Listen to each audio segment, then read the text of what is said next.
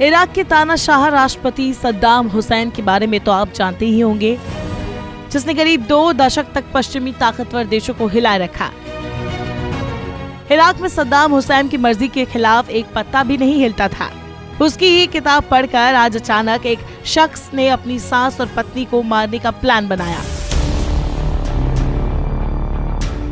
सद्दाम हुसैन के बारे में कहा जाता था कि वह अपने विरोधियों को थैलियम जहर देकर मारवाता था और इसी जहर का इस्तेमाल दिल्ली के एक रियल एस्टेट कारोबारी ने किया है। 37 साल का वरुण अरोड़ा दिल्ली का रियल एस्टेट कारोबारी है। 23 मार्च को पुलिस ने उसे गिरफ्तार किया। वरुण के खिलाफ शिकायत दर्ज कराई थी उसके ससुर देवेंद्र मोहन शर्मा ने, जो दवा कारोबार से जुड़े हैं। देवेंद्र की शिकायत के मुताबिक बात इसी साल जनवरी की है। वरुण ने अपनी पत्नी, सास, ससुर और साली के लिए मछली पकाई, जिसे खाने के बाद सबकी तबीयत बिगड़ गई। वरुण ने खुद तबीयत खराब होने की बात कहकर मछली नहीं खाई, 2 बच्चों को भी नहीं खिलाई। बाकी लोग अस्पताल में भर्ती हुए। ब्लड टेस्ट हुआ तो पता चला कि सभी को खाने में जहर दिया गया है। जहर भी कोई मामूली नहीं बल्कि थैलियम।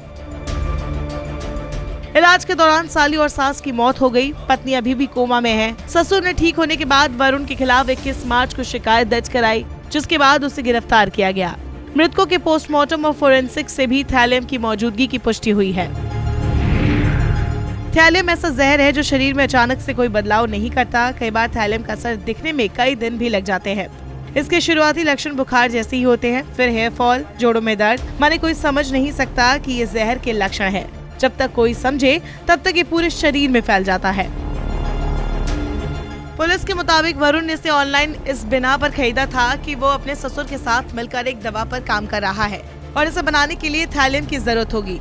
चूँकि ससुर दवा कारोबारी है तो वरुण को थैलियम हासिल करने में दिक्कत भी नहीं हुई।